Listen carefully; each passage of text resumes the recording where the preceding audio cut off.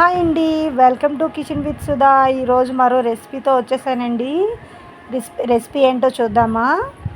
గుత్తి దొండకాయ ఉల్లికారం అండి. ఒకసారి గుత్తి దొండకాయ ఉల్లికారాన్ని ఎలా చేసుకుందామో చూద్దామా. ఈ దొండకాయ కూరకి ముందుగా ఒక అరకేజీ దొండకాయలు తీసుకుని క్లీన్ చేసుకొని గుత్తుల్లా కట్ చేసుకొని పెట్టుకోవాలండి. ఇలా అన్నీ కట్ చేసి పెట్టుకున్న తర్వాత ఒక బౌల్లోకి తీసుకొని ఉంచుకోవాలి. ఒక నిమ్మకాయ చింతపండుని తీసుకొని వాటర్లో వేసుకొని నానబెట్టుకొని గుజ్జుని మెత్తగా తీసుకొని ఈ దొండకాయల్లో వేసుకోవాలండి. మన పులుపుకి తగ్గట్టుగా వాటర్ చూసుకొని వేసుకోండి. తర్వాత అందులోకి పసుపును కూడా యాడ్ చేసుకోవాలి. సాల్ట్ కూడా ఒక టేబుల్ స్పూన్ సాల్ట్ కూడా వేసుకోండి. ఇవన్నీ యాడ్ చేసుకొని కుక్కర్లో పెట్టుకొని ఒక 4 విజిల్స్ వచ్చేంత వరకు ఉడికించుకోవాలి. ఈ దొండకాయలు ఉడుకుతాయండి. ఉడికేలోపు ఈ ఉల్లికారాన్ని రెడీ చేసుకుందాం. ఈ ఉల్లికారానికి నేను ముందుగా స్టవ్ ఆన్ చేసుకొని ఒక 1/2 టీ స్పూన్ జీలకర్రను యాడ్ చేసుకున్నాను. జీలకర్రను యాడ్ చేసుకొని వేయించుకోవాలి. జీలకర్ర వేగిన తర్వాత ఒక 7-8 ఎండుమిరపకాయలను కూడా వేయించుకోవాలి. స్టవ్ని మీడియం ఫ్లేమ్లో పెట్టుకొని వేయించుకోండి, మిరపకాయలు మాడిపోకుండా.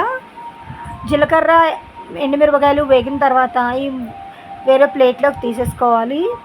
ఇప్పుడు అదే ప్యాన్లోకి మనం 1/4 కేజీ ఆనియన్స్ని కట్ చేసుకొని వేయించుకోవాలండి. ఇప్పుడు ప్యాన్లోకి ఆనియన్స్ అన్నీ కూడా వేసుకొని దోరగా వేయించుకోవాలి. ఆనియన్స్ మనకి దోరగా వేగాలి, త్వరగా మగ్గిపోవాలి అనుకుంటే ఒక చిటికెడు సాల్ట్ని యాడ్ చేసుకుంటే ఆనియన్స్ త్వరగా మగ్గిపోతాయండి. నేను సాల్ట్ని యాడ్ చేశాను, త్వరగా ఆనియన్స్ మగ్గుతాయని. మీరు కూడా అలా మగ్గించుకోండి, త్వరగా మగ్గిపోతాయి. ఆనియన్స్ మాడిపోకుండా వేయించుకోండి. స్టవ్ మీడియం ఫ్లేమ్లో పెట్టుకొని ఆనియన్స్ బాగా వేగిన తర్వాత ఇందులోకి 1-2 టమాటాలు, మగ్గిన టమాటాలను తీసుకొని చిన్న ముక్కలుగా కట్ చేసుకొని ఈ వేగిన ఆనియన్స్లోకి యాడ్ చేసుకోవాలండి. చూడండి, ఆనియన్స్ మగ్గిపోయాయి. ఇప్పుడు కట్ చేసుకున్న టమాటాలని యాడ్ చేసుకుందాం. కట్ చేసిన టమాటాలను కూడా యాడ్ చేసుకొని ఒకసారి టమాటో ఆనియన్ బాగా వేగేంత వరకు కలుపుకుందాం. ఇలా ఒకసారి కలుపుకున్న తర్వాత ఒక 2 నిమిషాలు మూత పెట్టుకొని ఉంచేస్తే మనకి దగ్గరగా మెత్తగా మగ్గిపోతాయండి టమాటో ఆనియన్. చూసారా, టమాటో ఆనియన్ దగ్గరగా అయిపోయినాయి. ఈ స్టేజ్లో ఉన్నప్పుడు మనం దింపేసుకొని ఒక ప్లేట్, ఇందాక తీసుకున్నాం కదండి మిరపకాయల ప్లేట్లోకి, ఆ ప్లేట్లోకి తీసేసుకొని ఈ ఉల్లిపాయలు, ఆనియన్స్, టమాటాలు అన్నీ కూడా చల్లారాలండి. చల్లారిన తర్వాత దీన్ని మిక్సీ పట్టుకోవాలి. చల్లారిపోయండి. ఇప్పుడు మిక్సీకి వేసుకుందాం. ముందుగా ఇవన్నీ కూడా మిక్సీలో వేసుకుందాం. ఇవన్నీ మిక్సీలోకి వేసుకున్న తర్వాత మనం ఇందాక దొండకాయలకు సరిపడా పసుపు, కారం వేసాం కదండి. ఇప్పుడు ఈ కారానికి కూడా సరిపడా మనం పసుపు, ఉప్పుని కూడా యాడ్ చేసుకోవాలి. దేనికది ఉప్పు కారాలు చూసుకొని వేసుకోవాలి. ఇవన్నీ యాడ్ చేసుకొని మిక్సీ వేసుకోవాలి. మెత్తగా మిక్సీ పట్టుకోవాలండి. ఇప్పుడు మళ్ళీ ప్యాన్ పెట్టుకొని ఒక 2 టేబుల్ స్పూన్ ఆయిల్ వేసుకొని ఆవాలు, జీలకర్ర వేసుకోవాలి. ఆవాలు, జీలకర్ర వేసుకుని వేయించిన తర్వాత అందులోకి కొంచెం మినపప్పును కూడా యాడ్ చేసుకోండి, టేస్ట్ బాగుంటుంది. ఇవన్నీ వేసి వేయించుకోవాలి. స్టవ్ మీడియం ఫ్లేమ్లో పెట్టుకొని వేయించుకోండి. పోపు తొలుతుంది కదా, మళ్ళీ స్టవ్ దగ్గర చాలా జాగ్రత్తగా ఉండాలి కదండి, అందుకని మీడియం ఫ్లేమ్లో పెట్టుకోండి. ఇవి వేగిన తర్వాత ఒక రెమ్మ కరివేపాకును కూడా యాడ్ చేసుకోండి. కరివేపాకు కూడా వేగిన తర్వాత ఒక 2 ఎండుమిరపకాయలు చిక్కుకొని వేసుకోండి. ఈ పోపు అంతా ఎర్రగా దోరగా వేయించుకోండి. ఈ పోపు అంతా వేగిన తర్వాత మనం ఇందాక మిక్సీ చేసి పెట్టుకున్నాం కదండి ఉల్లికారాన్ని, ఆ ఉల్లికారాన్ని కూడా ఇందులోకి మనం యాడ్ చేసుకోవాలి. స్టవ్ని సిమ్లో పెట్టుకొని వేసుకోండి, తుల్లుతుంది.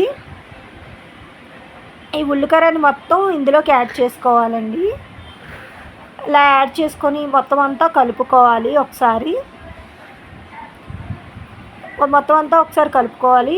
ఉప్పు, కారం ఒకసారి సరిపోయలేదో సరి చూసుకొని సరిపోకపోతే యాడ్ చేసుకోవాలండి. నాకు సరిపోయండి, నేను అందుకని ఇంక యాడ్ చేసుకోలేదు. ఇలా ఒకసారి మొత్తం అంతా కలుపుకున్న తర్వాత ఒక 2 మినిట్స్ మూత పెట్టుకొని ఉంచేస్తే దగ్గరగా మగ్గుతుందండి. ఈ లోపల దొండకాయలు కూడా ఉడికిపోయాయి చూసారా. ఈ దొండకాయలు ఉడికిపోయాయి కదండి, ఇవన్నీ వాటర్ని సపరేట్ చేసుకోవాలి. వాటర్ని అంతా సపరేట్ చేసి ఒక ఇందాక ప్లేట్లోకి ఈ దొండకాయలంతా తీసుకోండి. ఈ వాటర్ కూడా వేస్ట్ అవ్వదండి. ఈ వాటర్ని కూడా మనం కొంచెం తాలింపు పెట్టుకుంటే పులుసుగా టేస్ట్ బాగుంటుంది. చూసారా, దొండకాయ ఉల్లికారం మనకి ఆయిల్ తేలుతూ రెడీ అయిపోయింది. ఇలా వేగిన తర్వాత ఇందులోకి మనం దొండకాయలని యాడ్ చేసుకోవాలండి. దొండకాయలని కూడా యాడ్ చేసుకొని మొత్తం అంతా కలుపుకోవాలి. ఈ దొండకాయ కూర చాలా బాగుంటుందండి. మనం ఎప్పుడూ కూడా ఫ్రై అలా చేస్తూ ఉంటాం కదా. దొండకాయ అంటే ఇష్టం లేని వాళ్ళకి కూడా ఈ కూర చాలా ఇష్టంగా తింటారండి.